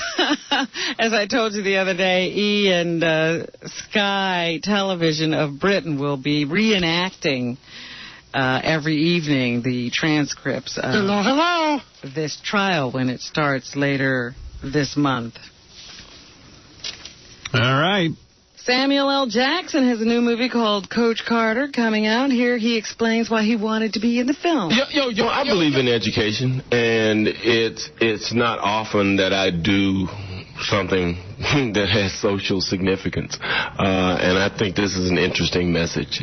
All right, who cares? All right, so, it's getting rave reviews, and Samuel is There's a guy who could probably promote men's makeup, and guys would follow. Yeah? Sure, he's a man's man. Mm-hmm. And also, I wear eyeshadow. You what? You should just throw that in. Sausage. And, of course, Melissa Rivers and Joan are coming back for the Golden Globes. They've finally gotten it together. They're on the TV Guide channel, and they'll be on the red carpet. I got to admit, stars. I'm going to watch Joan and Melissa, even though I'm an E guy. I mean, I work for E, but Star Jones, man, she just stands there, kisses ass. She's brutal. She's hard to watch. I don't know what it is. I mean, I kind of like Joan doing it. Joan started it. Joan made it what it is. And she seems to have a verve and a passion for it. Melissa is out, I guess, talking about it, doing the publicity, and she was asked why she and her mother moved from E! to the TV Guide channel, B1. And Melissa's a train wreck. I love watching her. I love to say... Drama. Every time she comes on, I go, she wouldn't have a job if her mother wasn't Joan Rivers. Every time. Like, you'd think, first of all, no one can hear me. Yeah, you'd finally calm down. Yeah, I'm sitting there watching Joan, and then they go to Melissa, and she goes, okay, Mom. And I go, God damn it. God damn it. She makes you cringe. She makes you crazy. And she's like, all like mush mouth and, oh, look who's here, Mother. It's Well, Joan looks like her sister at this point. She's had so much plastic surgery. But Joan's earned the right to be on the red carpet. You know, and then I get mad at Melissa. It's a whole thing I go through. Mother, I'm here with a very famous black man. Who is it? Missy. Missy. Honestly, everyone's, thinking there's some great story, and the truth is terribly boring, which is our contracts were up, and... Our contracts. You see, I'm doing it now. This is what I do. It's already happening. Our contracts. We found ourselves in a bidding situation with a couple of networks, and we went with the deal that we thought was best for us. Yeah, he's real cheap, man. I got a gift for my birthday, though, from Ted Harbert, who's now running that joint. It's Wine of the Month Club I got. Oh. From him, so I don't know what that is. Wine of the Month. I need that like a hole in the head. I got 5 million bottles of wine in my house. I could open up a winery. Yeah. All I need is some cheese. I mean, I don't sit home and drink wine. Well, he must think you do. He doesn't think about me at all. But I'll tell you what. They should have ponied up something for Joan and hold on to Joan. She was good at this. Yeah. And it gave them an identity. Everybody tuned in for the red carpet stuff on E! And I yell at my screen. Well, by the way, Ted didn't lose Joan and Melissa. The previous administration did. Mindy. I was going to say Cindy. Cindy Margolis used to run E! Mindy Herman. Yeah, so let's see what else Melissa has. Melissa was asked if she really is that close to her mother. I bet you I can't sit quiet through the whole clip. Let's hear. Yes, we're very close. You're damn right you're close. Your mother's your lifeline. She hardly gets out a word. The other night we were with some friends right after New Year's. You mean your mother's friends? And they were making toast, and they called me the perfect daughter. Yeah, because your mother... Why bring that up? And I said, oh, God, no. And they're like, no, that's the point. You drive her crazy. I wouldn't push Joan too far. I don't think she can do any wrong. Yeah, she's not going to get rid of Melissa. Melissa, help me change my expression. Here, Melissa was asked if there's anyone she's not looking forward to talking to. Oh, I got to hear it. There's no one I'm really not looking forward to talking to, except the people, there's always one or two from maybe one of the newer shows that just sort of hit that it takes themselves very seriously. Oh, they take themselves very seriously. There wouldn't be someone in that interview there taking themselves seriously. And here she says whether a star is willing to talk to her depends very much on where they are in their careers. It's almost a bell curve where when you first meet them, they're extremely excited to see you and to meet you and be on our red carpet show. Then they get big, and then it's like, oh, I don't do press. Well, who is this? Who is she referring to? They said to her, is there anyone she won't name names. She doesn't name names. Then one or two things happen. They start on the downslide, and they're begging to talk to you, or they get relaxed. A downslide. Listen to her. You get all these people who don't have mothers in the business, and they get on a downslide. Her career has been very even, Howard. She's always been Melissa Rivers. Enough that they know it's fun. And what was her apex exactly? What'd she do before this? Yeah. And finally this morning, of course, Barbra Streisand is back with us. You know she hadn't done a movie in 8 years before Meet the Fockers? Yeah. Wow. Had you missed her? Yeah. How'd I get through those 8 years? Here she is on being asked to be in the movie, A5. Now, here's a woman who takes herself seriously. I met Jay, and I was crazy. I met Jay Roach. Jay Roach, right? Yes. I don't even know who that is. He's the director. Crazy about him, and it's nice to be asked to be in a movie by a director who wants you to be in a part. And he wasn't scared of me at all. which was really nice. I don't know. I seen some of those pictures of you in the Inquirer. I'd be scared. See, you're scared. She's not going to work with you. I'm scared. You're not kidding. It's a water buffalo in the room. Get out of here. Scared of me, are you? And then Ben called me from Europe to really want me to play his mom. So I thought, oh, what the hell? It's an adventure.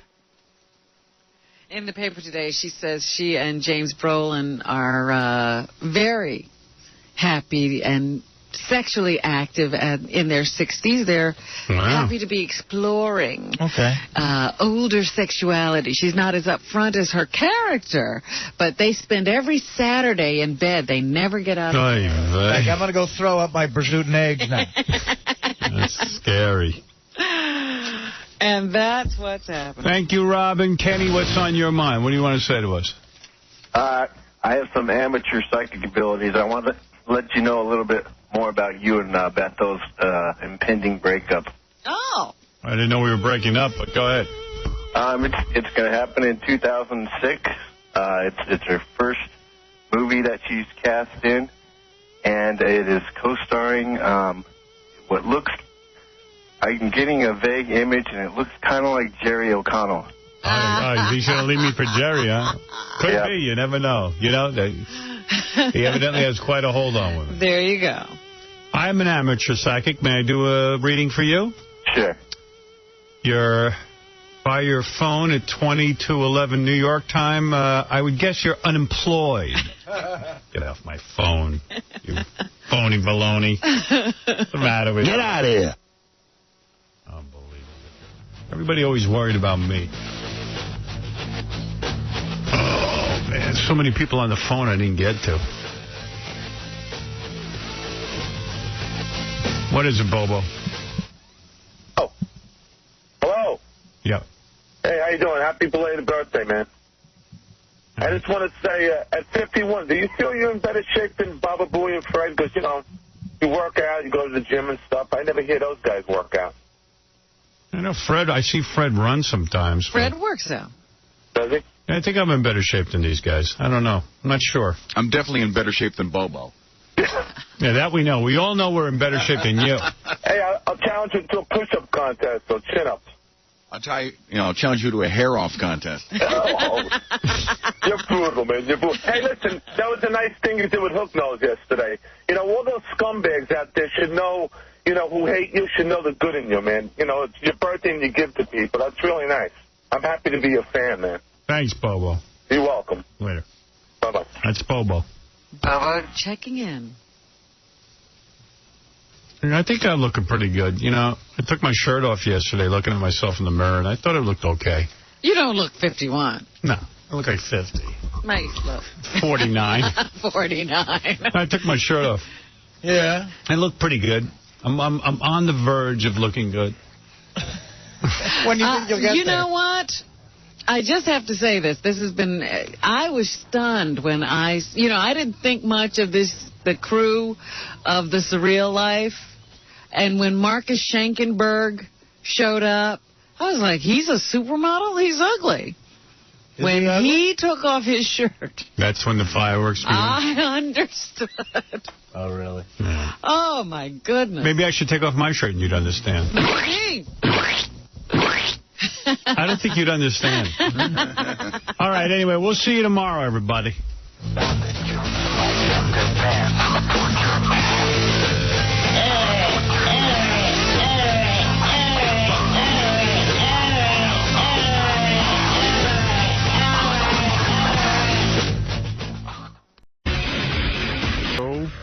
One of the members of the Wack Pack. Big Who fan. Big Who fan. Big Yes fan. Big classic rock.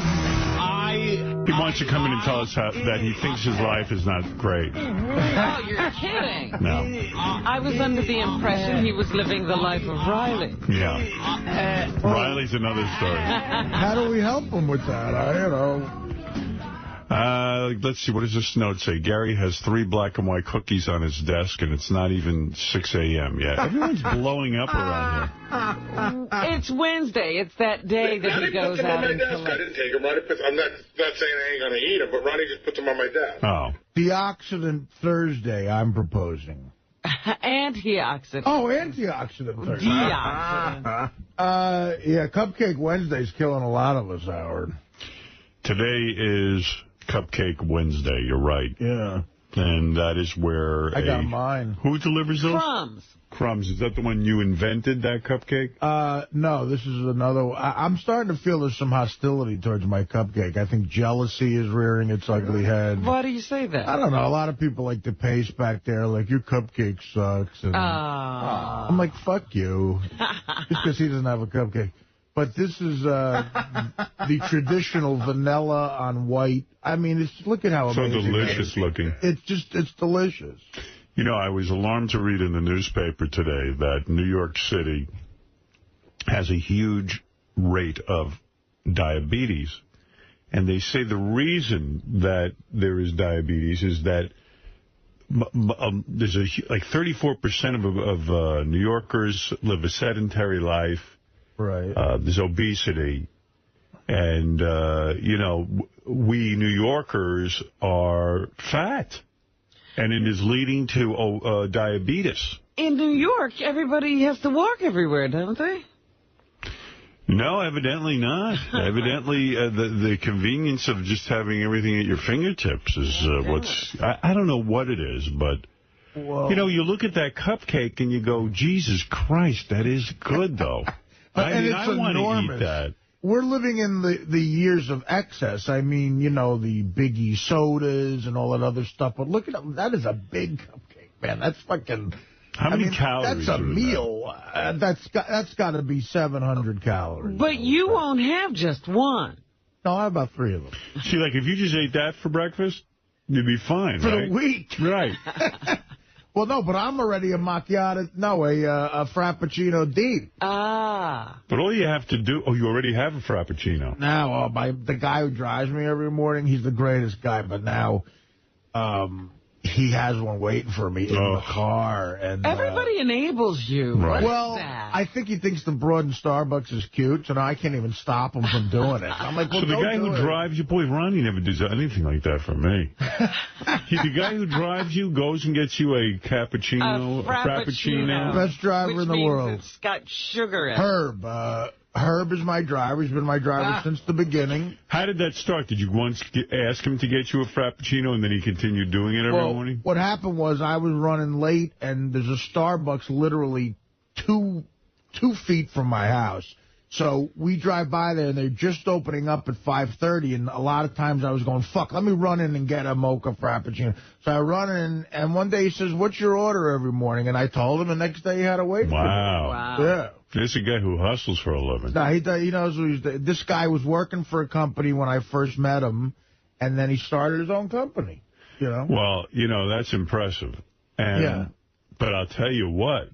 Even the mornings you would skip the frappuccino. Now you won't because it's sitting right there. Does he get you the grande or whatever, the extra large? I'm telling you, I don't know how. One time by mistake, they gave me the biggest mocha frappuccino. How big is that? A venti. Yeah. Which is like, I mean, like the size of a large... It's like a Slurpee soda. Cup. Yeah. And I'm telling you, I don't know how people... that was too much for me. And you finished it. I had to. I felt like a waste. He didn't want to waste it. But now I actually had to have a conversation with the guy and said, listen, if I call you, get it. You can't have it waiting for me every day. It can't. At least make it require some effort on my part, because then here comes your bagel. Well, here's my bagel, and me and Jason had a whole butter conversation. You've already had a frappuccino, a cupcake, and a bagel. Man, you're out of control. But you know what happened to me yesterday? I went home at 2 o'clock. And I took a nap, and I woke up at 4 a.m. Did you really? So you're getting a lot of exercise, I've been doing that a lot, Howard. I'm thinking about going to the doctor. I am able to sleep. You're wondering what is happening to you? I am able to sleep. Well, he was tired. But I'd still be sleeping. Like, I've been able to sleep 40 hours at a clip lately. On a weekend where I don't have a gig, I can sleep from when we get off Thursday to, like, Saturday afternoon. The fat is pressing on your lungs. But is that what it is? And this is not the first time. I went home yesterday I got home about 2 o'clock, and I laid down, and I woke up at 4 a.m. Now, I've never been more refreshed. You know what my theory is on this? Like, you know when you're a little kid and you're growing and you're tired all the time because you're growing? Right. You're still growing in a sense. I mean, you know, every day. But Howard, you have to realize, just imagine you are good. carrying all the weight every day, all day. Yeah. No, you're exhausted from that. Then when you lie down, your organs are being pressed on by all of that. You are very good. I'm surprised. That makes you tired, and you're just exhausted. Get rid of this show. Panero. I was just about to talk about what's going on with satellite. Shit her pants while she was jogging. Hugh Panero, who has been with XM Satellite Radio. He's been the CEO sort of since its inception and has been credited with helping to establish the satellite radio industry by attracting 8 million subscribers to XM, has announced that he is stepping down. I know you. You was the guy who was courting me to go to XM Radio when I was considering XM or Sirius. Nice guy. I just read this. I read that he had battled leukemia and stuff. But then really? Yeah, but I mean, he's over that. It had nothing to do with his resignation. Well, they sort of say that once this merger occurs, there will be no job for him because 𝗦𝗵cie is going to be keeping his Sirius position, and Gary Parsons, the XM chairman, will be keeping his position. I think his downfall was really not signing me. Yeah, it was, because you know that Sirius wouldn't be here. Sirius wouldn't be around. There would have been a knockout punch. Would have been a knockout punch. And also, I think that a lot of his downfall was that they kind of blamed him for not keeping the growth going and also overreacting to the threat of Sirius by doing that huge advertising campaign when they signed me. So I'm believing that It was a bad move on his part. Well, not signing you... The papers aren't giving me the credit. Well, not signing you was a major blunder, and then everything he did to combat you going to Sirius was wrong, too. Including signing Oprah. That was a big deal. That's a lot of money for companies that lose money giving a non-radio person that kind of cash, man. It's not worth it. What happened was one of the board of directors had resigned over it because he said they're spending money, it's too much money on advertising. And you're right. The advertising came about as a result because we were getting so many subscribers. Right. And then his big find was getting Oprah after you. And reacting and spending money on stuff that nobody gave a shit about. Because, you see, your area, and again, not to sound like I'm lathering up your ass, but I mean, but I'm saying it's just a fact, like Scott Baio. You're just stating a fact. Like, you were one of a kind in radio, but after you, in other words, they could hire a big rap guy like Snoop Dogg, but there's enough rappers on that level to where we'll get Eminem. And then, and we got baseball, well, we'll get football. We got this, we got that. But sort of in your category, you're really the one guy to get there. And what are they in? The radio business. That's the most important guy. Right. So They made the play, but you and his pack, sort of the hack pack, I call him. Just kidding, you. You don't get nuts over that. I just kind of felt like they weren't really... they felt like they were the only game in town. Well, I know. They did. They kind of took Sirius for granted and said, you're not going to... They could go, well, you're not going to go there. They don't have as many subscribers as us. So we can take our time. We could change that. Take a look at my career. I love going where there are no people. Yeah. That's the only kind of stations I ever went to. Well, if they were smart, too, they would go...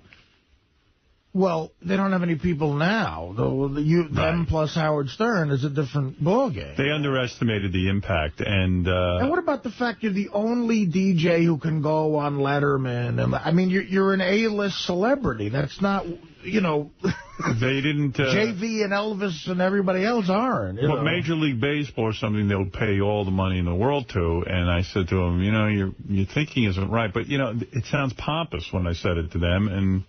Well, you know, there's a guy at Sirius. I'm not going to mention his name. He is one of the biggest guys at Sirius. It's not Mel. Ross? No, not Ross. Ross? No. Goes way up the ladder. Yeah. Salem. And he is an art collector. A very wealthy man. And he turned to me in a meeting, and he said to me, he looked at me square in the eye, and he said, this is while they were courting me. He said to me, you see all these pictures on the wall. And I didn't know what these paintings were. My agent turned to me. He said, you know what's doing on this wall. This is Picasso. This is Michelangelo. This is Leonardo da Vinci's he's got on the wall.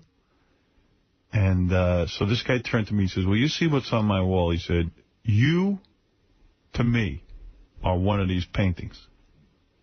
You're Picasso. Guy's a good bullshitter.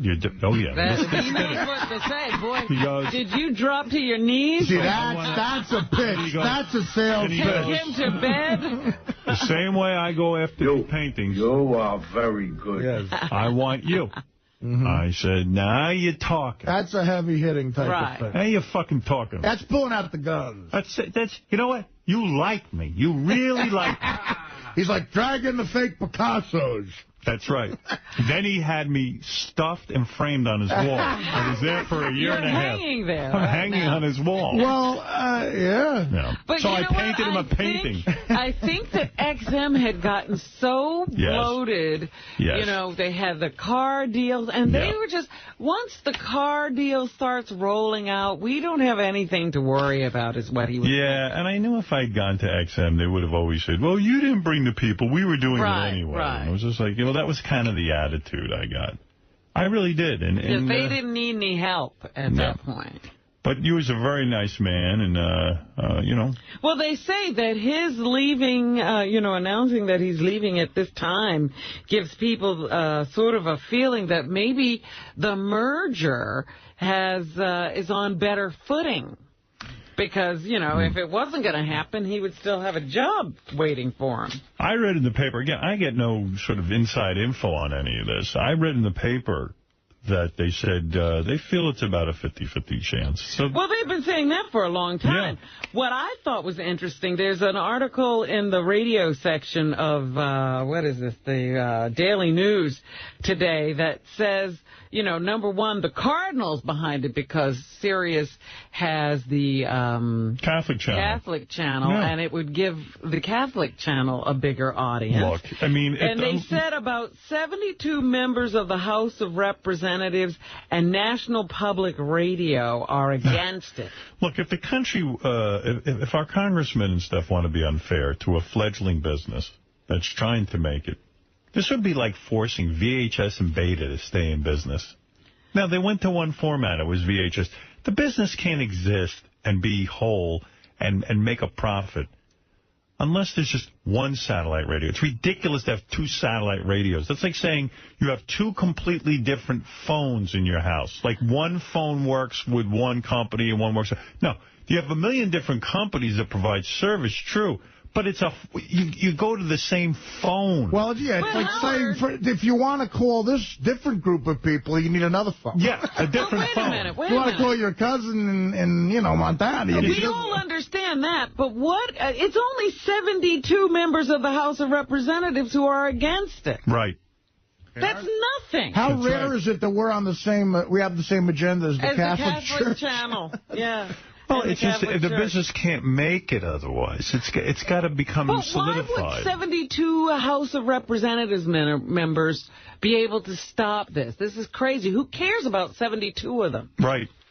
Well, let's get it going. Well, they're thinking that by the end of the year we will give satellite an answer. Give them an answer. ExxonMobil didn't take this long. They gave them an answer. We got the end of the year. It's going to take a whole year for us. Same energy, yeah. I have a question. In relation to like the Apple iPhone or whatever. Yes. Is AT&T the only company that allows like a hookup or something? That's what I was told. I don't know for sure. If that's the case, is that not indeed some sort of semi-monopoly? I mean... I don't know how it all works, Fred, but I'll tell you this. Wireless organizations aren't allowed to participate. That's not necessarily good for the consumer, is it? They Well, listen. It's like one phone, one phone service. And it certainly is good for the consumer if they don't have to go, if they want NFL coverage and if they want baseball coverage, they don't have to go buy 2 different radios. No, I'm talking about the iPhone. No, I'm using the analogy. Yeah. Right. Well, I guess they can get away with it because everyone doesn't have to have an iPhone, but it is annoying. Apple stock went down because I read this in the paper this morning that the iPhone, they didn't have as many people sign up for the iPhone, register their iPhones as they thought. And, that's interesting to me because it's all hype. Right, and what was that? I thought there were lines for this thing. It hasn't sold out? I heard it did. Well, Apple is saying that they did sell out the phones. It's taking a while to sign everyone onto their service because they're flooded, they say. But See, I've had one now for a week, and I haven't had a chance to even think about it. But you've activated yours, is what I'm saying. Yeah. So, but Fred's right. That AT&T thing is a little bit of a pain in the ass, but I could just keep my old phone and say, fuck it. Well, I'm a Trio user, and that's what I'm sticking with, because I've got all my bugs worked out. I don't need bugs. I want the phone to fucking work, and that's it. I want to send an email while I'm talking to someone and listening to The Who and watching their video. Well, there you go. I don't think you're going to be able to do all that. I bet I can while I'm driving. It'll blow your mind. And make a milkshake. They say there are now more car accidents because of people text messaging while they're driving. I'm guilty of it. Boy, hot chicks will teach you how to text. One of these hot chicks I'm involved with said you should text, and you got busy, didn't you? I broke down. And then maybe I'm thinking, is she married? Where's she texting so much? I don't know. And at that fucking rolling in traffic, I'm sitting there going, I want to go to dinner? And then you ever see those text things, like instead of FOR, they write the numeral 4. I'm just learning all those little things, like what shit means. The shortcuts. Yeah, they write in their own fucking language. She wrote me back. I was like, is this Greek? What is this? Shortcuts. Yeah. Motherfuckers. Yeah, when you're typing on a phone, you'll look for every shortcut you can find. Yeah, Ralph. Yeah, not only is Fred's right, AT&T is the only provider for the iPhone for exclusive for like 2 years, and also it won't even turn on unless you connect to the service. Right. Like you can't even work an MP3 player through it or anything. Well, how is that a monopoly? It is. Sounds like one to me. There's a billion of them. Well, watch here. I turn it on and see what happens. How about the cable provider that I have? I don't have a choice. I don't have like 3 cable providers. You have one in your area. That's the worst. That's the point. They are singling out satellite radio.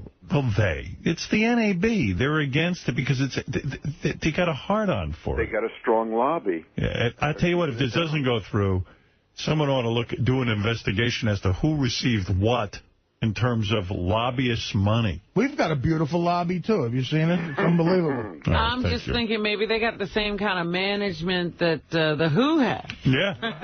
They do a politically correct thing, though, with the iPhone, Howard. Look what they do. You turn it on, and you can't do anything, but it will let you make an emergency call. Oh, that's nice. So it says slide for emergency, and then you can make one phone call, like to an ambulance or something. Very politically correct move. I like that. Yeah. Before you even save it for that emergency call. Anything else, Robin? Yes, I only told you one story. Yes. But it was a big one. 2 middle school students in Oregon are facing possible time in a juvenile jail and could have to register as sex offenders for smacking girls on the rear end at school. Wow. Boy, school is so much safer now.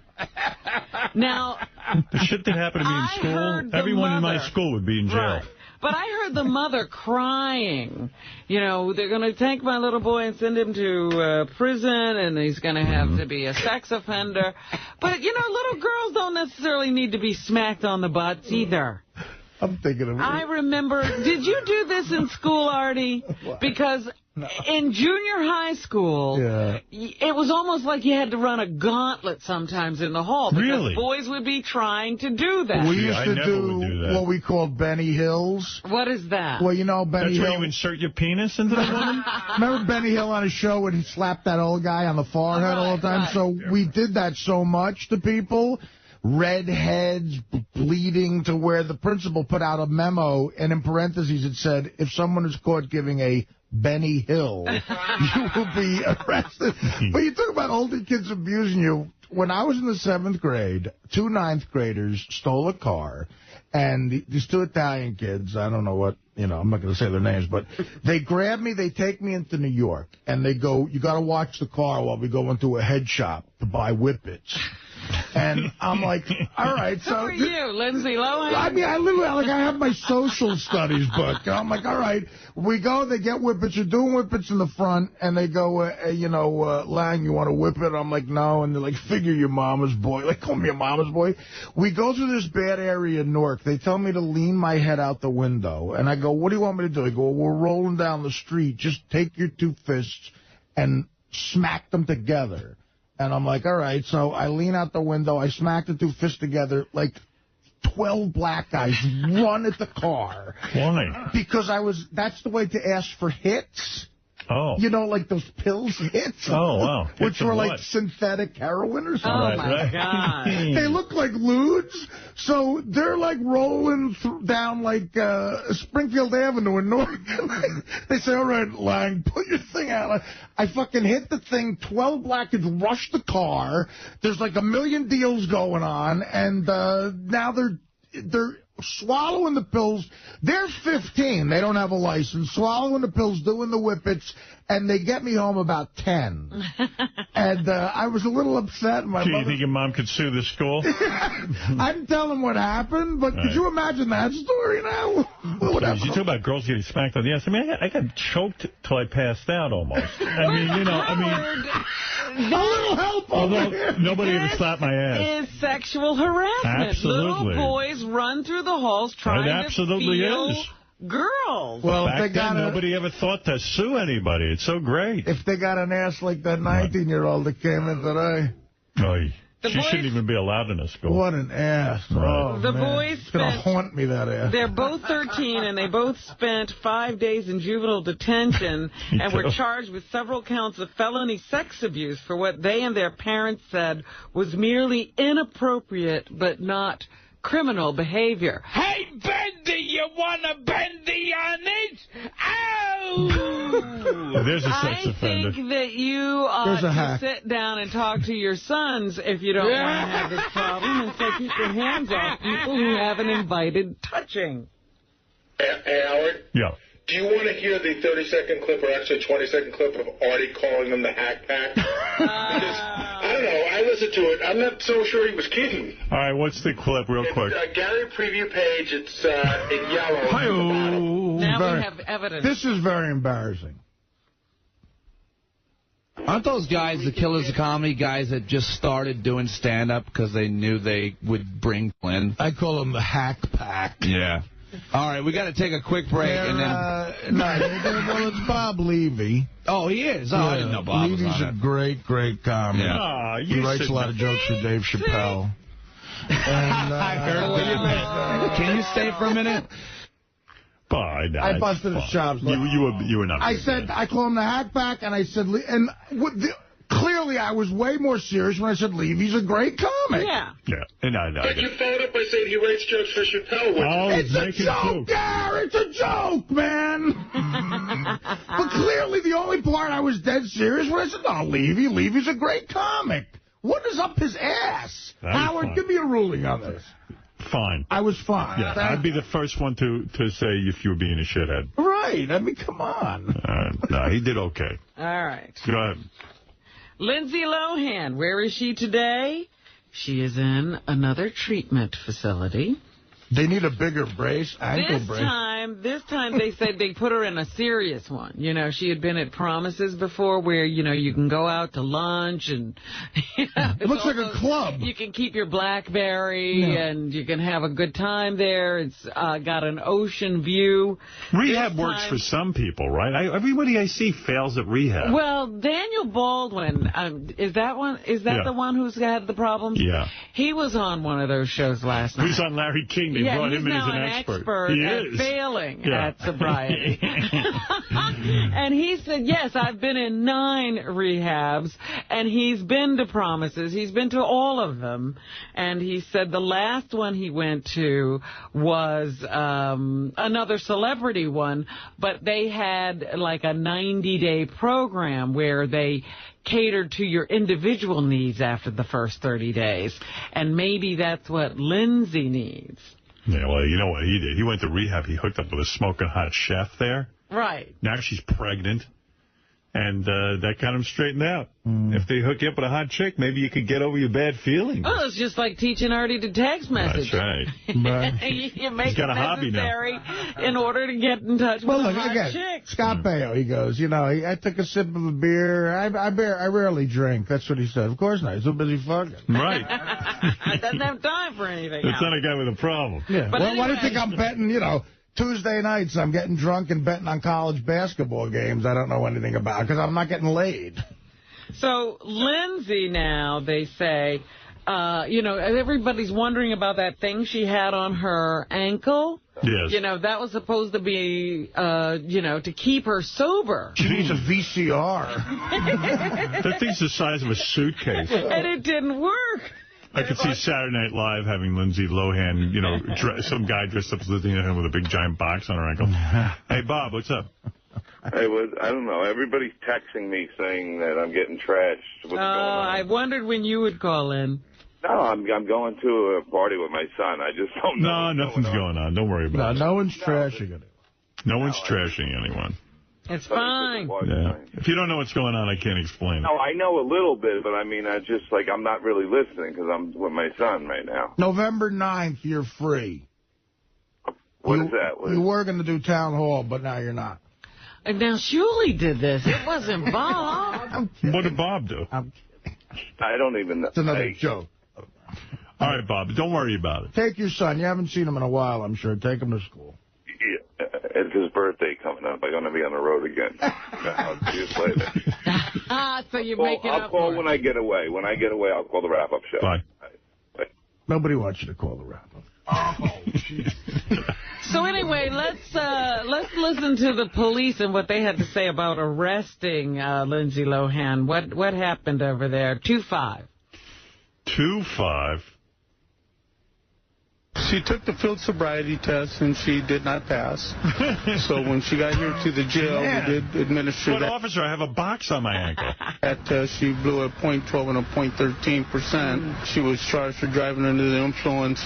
Also, during the booking search, we found a small amount of cocaine. She is, I mean, she's like Richard Pryor in the 70s. She took the cocaine into the police station. Excuse me, officer, I forgot my cocaine. Wow. Wow. I mean, at that point, she's been through so much shit. At that point, you're Lindsay Lohan with that body. You go, look, officer, I'll fuck you. I mean, meanwhile, that's like Scott Weiland, remember, from Stone Temple Pilots? He walked up to a cop and goes, I have coke on me. Yeah. I have heroin.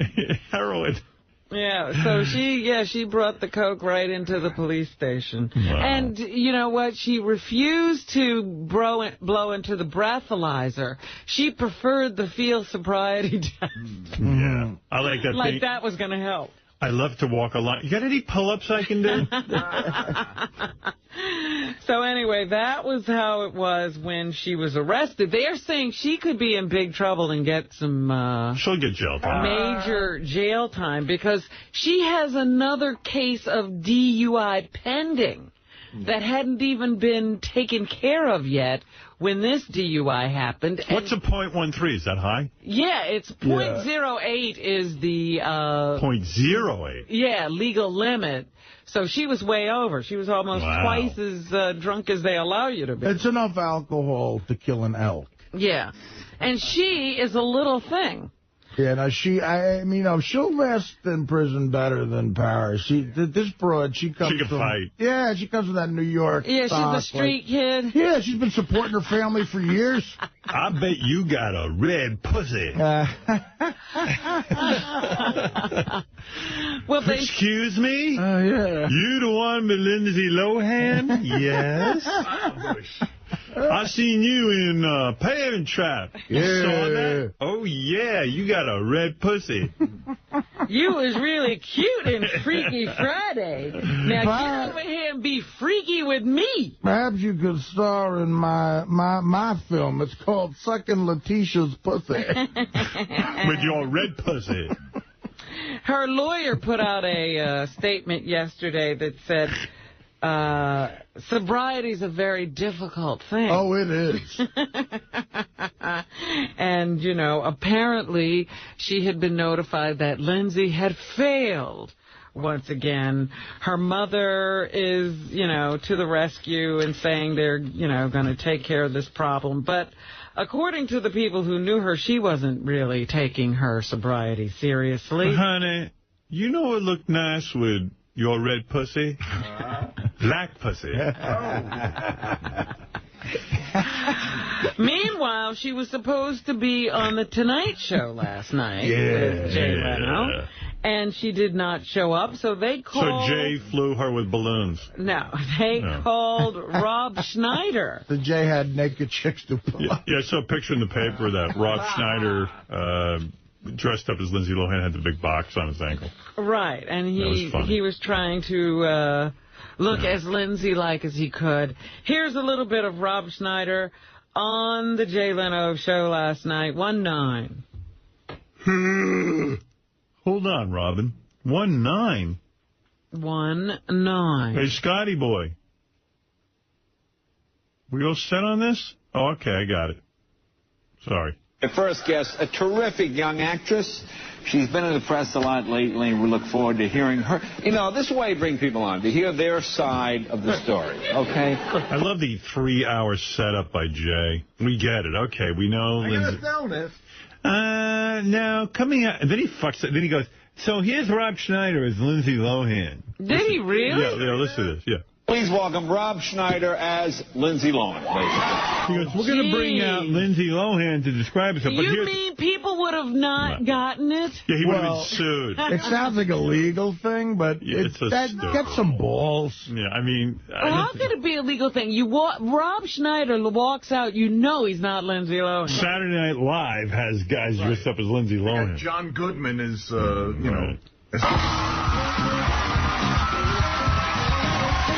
So now to break the illusion, here's Rob Schneider as Lindsay Lohan. No one. I thought Jay doesn't believe in being mean. Isn't that being mean to Lindsay Lohan? Yeah. Lohan.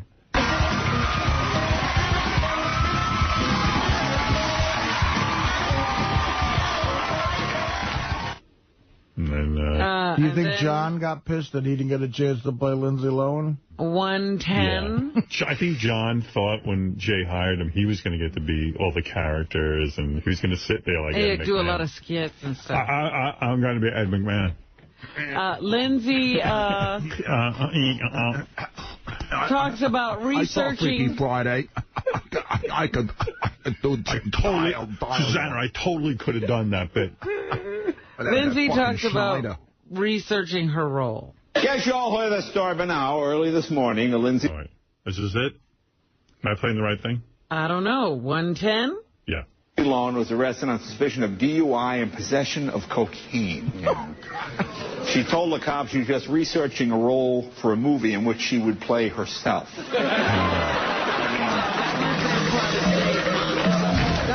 What? That must have been part of Jay's monologue. Yeah, well, here's the Jay. Didn't she just leave that rehab center in Malibu promises? I hope she kept the receipt. What is... I'm not mean. It's just... So now if he sees Lindsay Lohan out and she's mad at him, would he react? Like, oh, come on, it's all fun.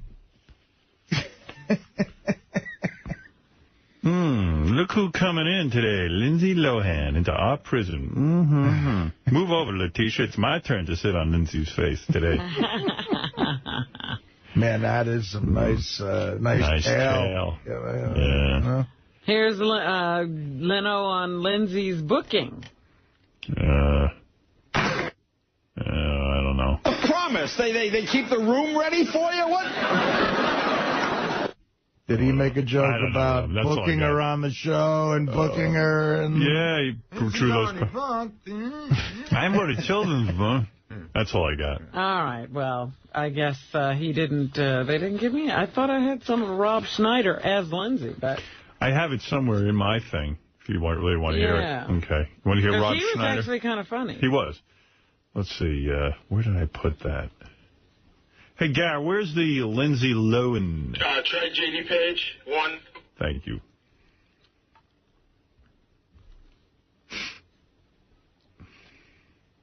Tim White. My first guest, a terrific young actress, side of the... Thank you, Jay. Woo!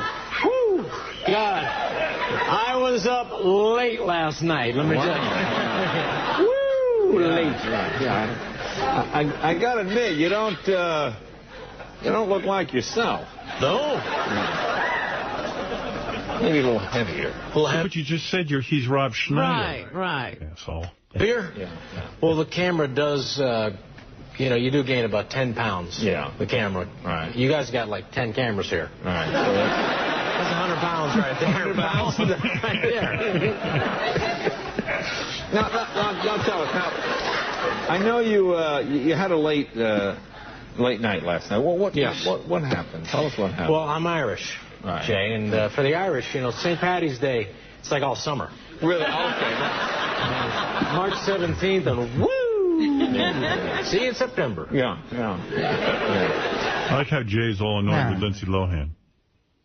His writers wrote the bit, but that's Jay being annoyed with Lindsay Lohan. Of course, he never gets annoyed with the real Lindsay Lohan. He just sucks her pussy. I was so wasted, I was in my car and couldn't find my car. Really? Wow. I was messed up. Wow. I was actually wearing a diaper. I looked like an astronaut. Really? There's He was good. He did Rob's a good job. That bad introduction. You know who's going to do a good job on my pussy in prison? Lindsay Lohan. Yeah. Lindsay, use your thumb. I learned that on the show. We're going to canoodle. All right. Yes. Problems in... Look, canoodling in C-Block. Baseball, basketball, football. Your balls, my balls. What's the difference, Rob? All over the place. The NBA commissioner held Stern. a press conference yesterday, David Stern. Mm-hmm.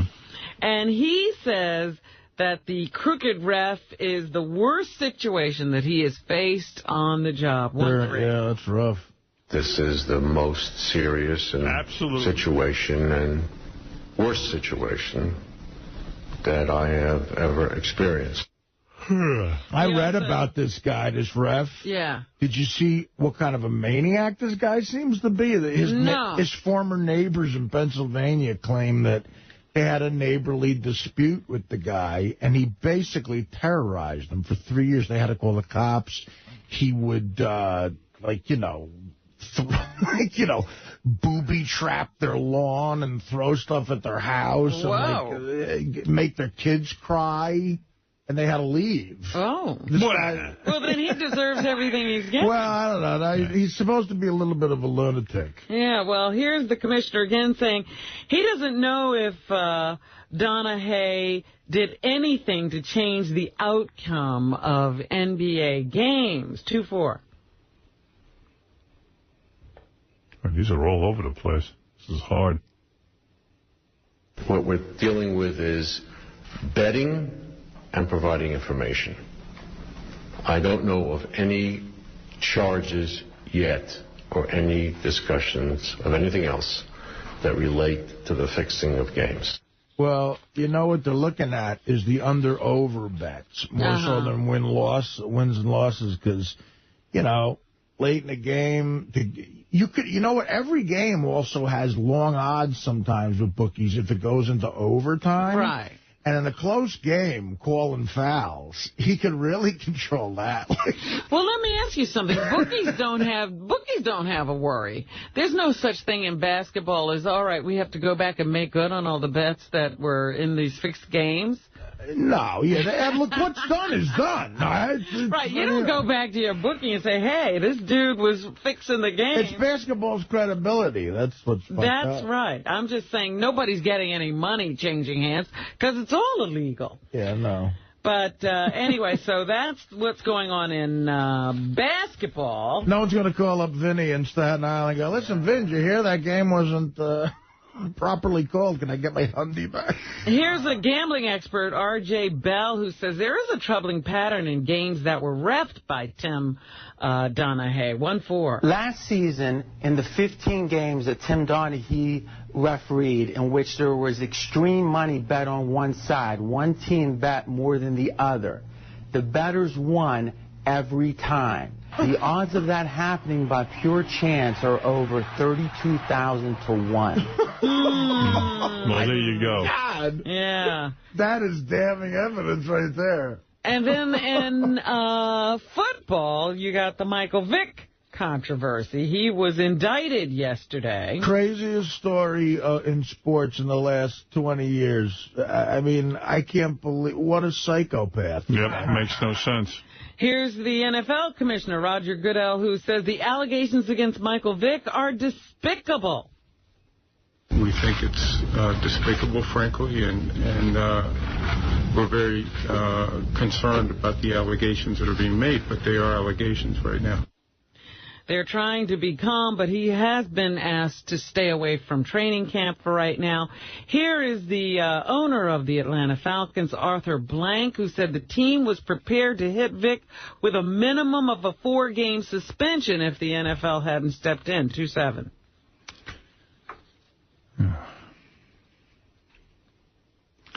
Gary, me, you, and Scott, we need to have a meeting after the show. You're not accomplishing what I asked you to do.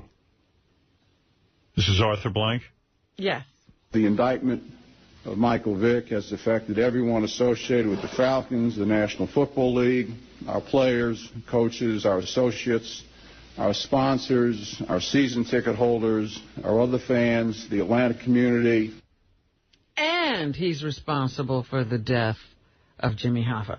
That's what I was talking about when we first... This is how they look at it. It's affecting everything and everybody in football. It's a shame because, I mean, I don't know what Michael Vick makes exactly, but it's probably around $10 million a year. And I read the average amount of money you win in one of those dog fights is like $1,500. I know, yeah, $20,000 would be like the most you could get. And then if a dog loses, they put it to death.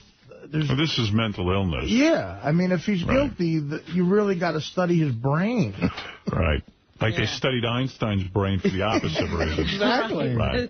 What went wrong here? This is how not to make a brain. I would assume. All right. Anything else, Robin? A new report says that the Sunshine State, Florida, is getting hotter because of global warming. Well, I'm moving there. Now, you might think that's a good thing, but the results will be devastating. Holly Benz of Environment Florida says 2006 was the second warmest year on record in the continental United States, and temperatures are on the rise in cities all across the state. She says the consequences are very devastating, even for small increments like this. 2-6. Increased drought and wildfire, stress on already scarce water resources, and more frequent and intense tropical storms. So far, just this year, Florida's already experienced one of the worst wildfire seasons in memory, and many cities and counties across the state are under water restrictions. So that's what's going to happen. It'll just get more and more uncomfortable, and you'll have more fires, less water. It's going to be a bad thing when global warming really takes effect. More people with good tans. I don't think that's wrong. I don't know. You won't be getting them in Florida. It'll be too hot for you. Wet ass. Britney Spears, we talked about her yesterday, that highly controversial shoot she arranged herself with OK Magazine in London. They have decided to publish the pictures as is. They are not going to clean her up. They're not going to pretty up the article. They're going to say what really happened. Britney was erratic. Her mood was swinging throughout the day.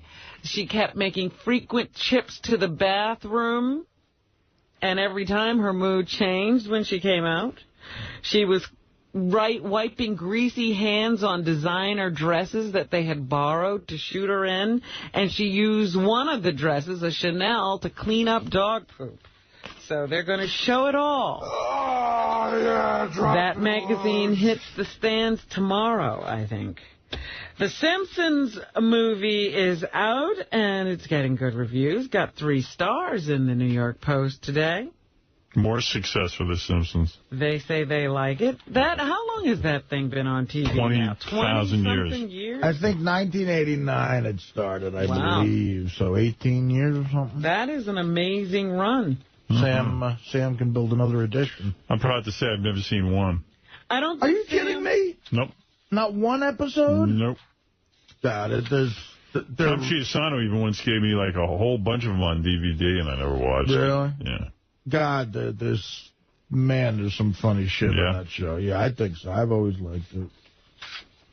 I don't care.